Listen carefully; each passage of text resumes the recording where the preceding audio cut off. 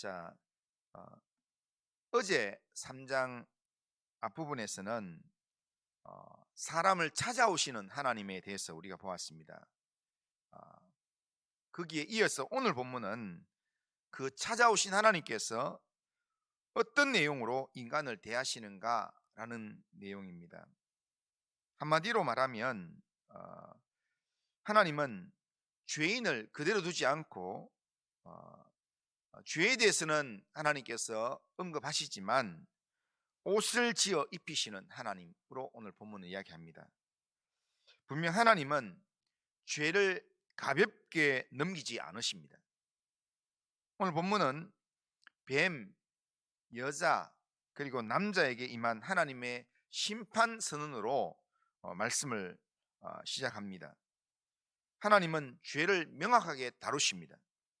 뱀에게는 저주를 선언하고 여자에게는 해산의 고통과 또한 남편과의 관계의 긴장을 이야기합니다. 그리고 남자에게는 수고와 땀이 있는 삶을 예고합니다. 이것은 분명 심판의 말씀입니다. 하나님은 사랑의 하나님이지만 죄에 대해서는 분명하게 심판하시는 공의의 하나님이라는 겁니다. 죄를 죄라고 부르지 않고 넘어가시는 그런 하나님이 아니라는 겁니다. 우리는 새해를 우리가 시작해서 이 한 해를 보내면서 이 사실을 우리가 분명하게 기억해야 합니다. 하나님께서 죄를 가볍게 여기지 않는다는 것. 하나님 앞에서 죄를 가볍게 여기면 신앙이 가벼워집니다. 그리고 신앙이 쉽게 무너질 수 있습니다. 그렇기 때문에 우리는 하나님 앞에서 죄를 특별하게 생각하면서 죄를 다스릴 줄 알아야 합니다. 죄가 우리 앞에서 우리 앞에 엎드리지만 그러나 그 죄를 다스리지 못하면 그 죄에 잡혀서 끌려다니는 삶을 살게 된다는 겁니다. 그러니까 하나님 앞에서 죄를 가볍게 여기지 말고 이 죄에 우리가 붙잡히면 결국에는 죄의 노예가 되어서 하나님을 섬기는 신앙에 영향을 받는다라는 생각을 우리가 하면서 우리가 하나님의 사람으로 더 정결하게 거룩하게 살려고 영적인 몸부림을 쳐야 합니다.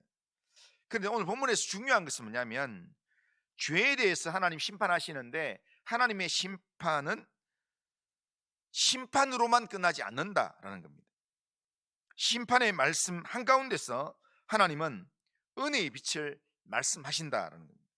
하나님은 심판 중에도 구원의 약속을 주시는 하나님이십니다.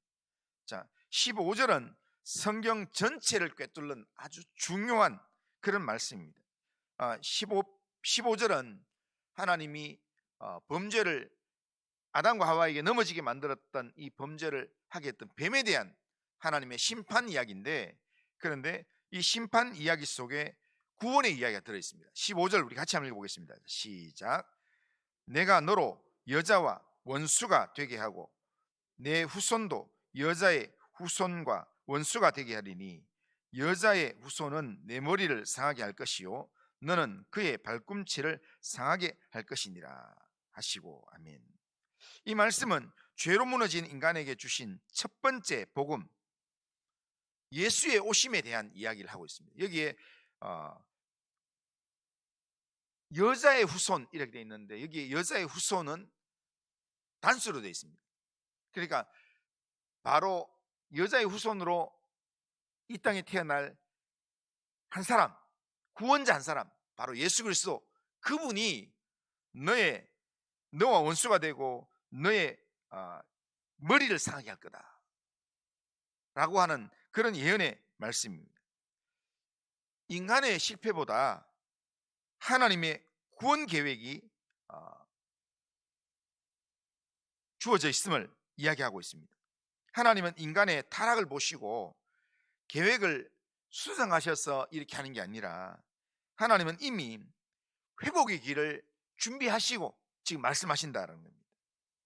이 말씀은 우리에게 위로가 되는 말씀입니다.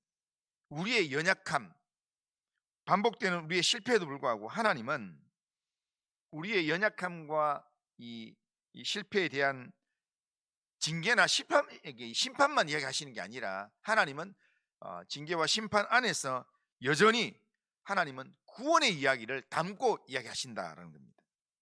오늘 본문에서 하나님은 구원의 이야기를 하시면서 그러면서 심판 이야기를 쭉 하고 난 다음에 구원의 이야기가 그 속에 담겨 있으니까 아담이 그 자기 아내를 뭐라고 하냐면 자기한테 죄를 가져오게 만들어서 이 하나님의 심판을 받게 만들었던 이 여인을 하와라 부릅니다. 하와라는 말은 생명이라는 말입니다. 그러니까 하나님이 죽음의 심판을 주신다고, 이 과일을 먹는 날에는 죽음의 심판을 주신다고 말씀하셨는데, 그런데 하나님께서 계획하신 약속의 말씀을 들으니까 분명히 우리가 하나님의 심판을 받지만 그러나 죽지 않겠다, 살겠다라는 의미에서 산자의 어머니다라는 의미로, 생명이라는 의미로 하와를 이름 붙였습니다. 그래서 우리가 우리가 에덴에서 쫓겨나지만 그렇지만 하나님이 우리를 살게 하신다라고, 그런 마음으로 아내의 이름을 부를 때 아내의 이름을 뭐 이렇게 여보 이렇게 부르는 게 아니라 생명, 나를 살게 하는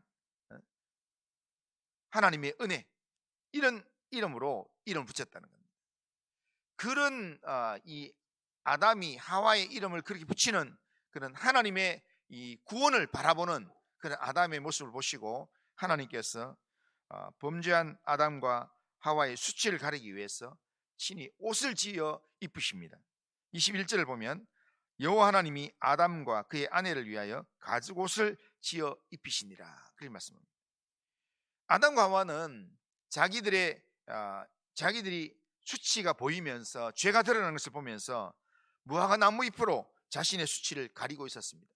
그런데 무화과 나무 잎은 수치를 가리는데 임시방편밖에 되지 않습니다.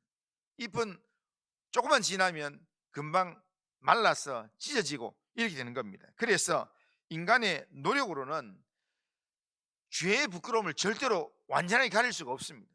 우리가 잠시 숨을 수는 있지만 우리의 죄의 이 부끄러움은 하나님의 은혜가 아니면 절대로 해결되지 않는다는 거예요.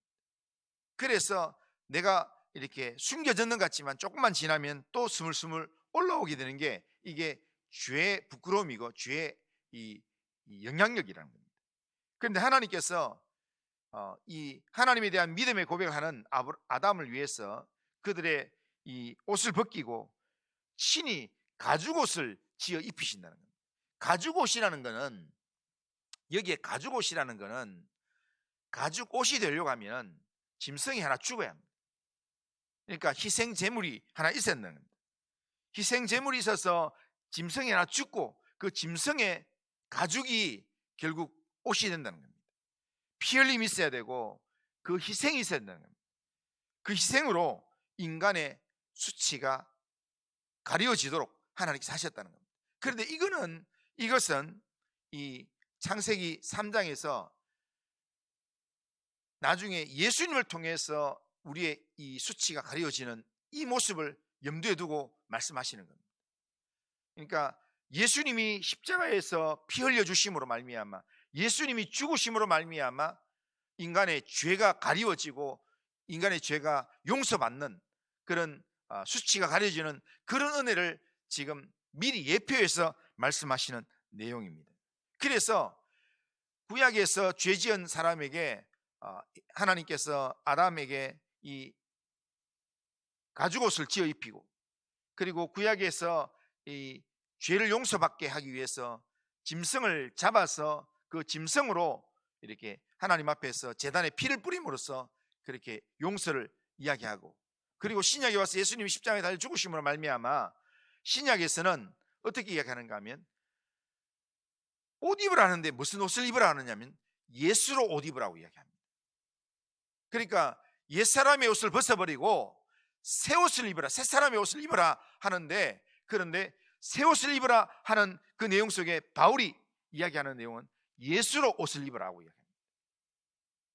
예수님의 보혈이 우리의 죄 수치를 가리우게 하기 때문입니다. 우리가 새해를 시작하는 이 새벽에 우리는 분명히 기억해야 합니다. 우리의 의로움으로는, 우리의 어떤 행동으로는 죄의 이 수치심을 가리울 수가 없습니다. 우리가 아무리 애를 쓰고 노력하더라도 죄의 이 영향력이나 수치심은 끊어낼 수가 없습니다. 하나님이 입혀주시는 은혜의 옷이 아니면 절대로 해결할 수 없다는 겁니다. 하나님이 우리에게 은혜로 주신 예수님의 옷으로, 예수님으로 옷 입고 예수님으로 우리가 무장해서 우리가 예수로 충만한 삶을 살 때 우리는 죄를 이기고 하나님의 의롭다 인정하시는 은혜의 삶에 우리가 동참하게 된다라는 겁니다. 하나님의 은혜가 아니면 살아갈 수가 없습니다. 하나님의 은혜로 우리 가운데 오신 예수가 아니면 우리가 이 한 해를 제대로 살아갈 수가 없습니다. 그렇기 때문에 우리는 이것을 분명히 기억하면서 우리가 예수로 새 옷을 입고 예수님으로 충만한 그런 새해를 우리가 시작할 수 있어야 합니다. 하나님은 아담과 하와를 결국 죄 때문에 에덴 동산에서 내보내십니다. 한 번도 경험해보지 않았던 그런 새로운 땅으로 내보내십니다. 그런데 이것만 보면 좀 냉혹한 처사인 것처럼 보입니다. 그러나 하나님 이렇게 하시는 이유는 죄인이 생명나무의 열매를 먹고 영원히 죄 가운데 살지 않도록 하기 위한 하나님의 처사입니다. 에덴 동산에는 선악을 알게 하는 나무의 열매를 이 아담과 하와 먹었지만 그 옆에 뭐가 있냐면 생명나무의 열매가 있습니다. 그런데 그 생명나무의 열매를 먹으면 죄가 있는 이 상태로 하나님이 이것을 먹는 정령 죽으리라 했기 때문에 이렇게 죄가 있는 상태로 영원히 살게 되는 겁니다. 그래서 영원히 살지 못하도록, 죄가 있는 상태로 영원히 살지 못하도록 그 에덴 동산에서 쫓아내고 내보내고, 그리고 이 생명나무 근처에는 못 들어오도록 동산의 문을 막고 그룹들과 두루 도는 불칼을 두루 두시면서 인간이 이 생명나무 근처에 생명나무 열매를 못 먹게 만들었습니다.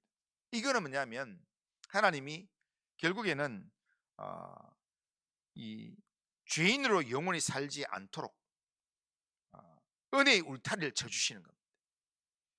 하나님은 인간을 영원한 죄 상태로 가두지 않기 위해서 잠시 에덴을 떠나게 만드시는 겁니다. 새해 우리 인생에도 문이 닫히는 그런 경험이 있을 수 있습니다.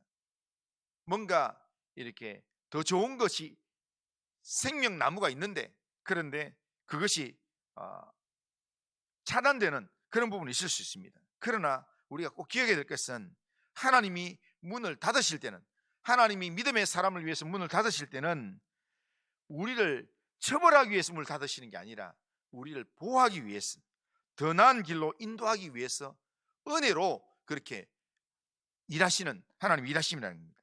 그러기에 우리는 오늘 이 본문을 통해서 하나님께서 믿음의 백성들에게 하나님은 은혜를 베풀기 위해서, 생명의 길을 열어주시기 위해서 하나님은 우리가 죄 가운데 있는 그 순간부터 하나님께서는 일을 시작하신다는 겁니다.